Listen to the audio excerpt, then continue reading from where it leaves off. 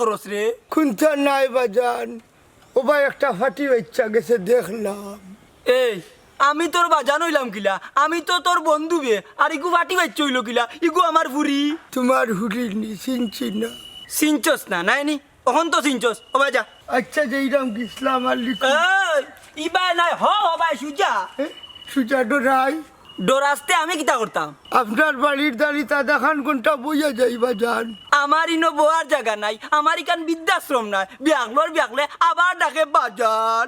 সে দাঁড়িয়ে থাম নাই গরম ওই বুনে যাই কি এই খবরদার কইলাম এক কাইকু দিবে না, নাইলে ট্যাং মাঙ্গিলিমু। বাঙ্গিলাও তোমার দয়া ঠেং তুমি বাঙ্গিলাও। আমার নাই তোর ইনো বেলকি বাজি করস কিতা হ্যাঁ।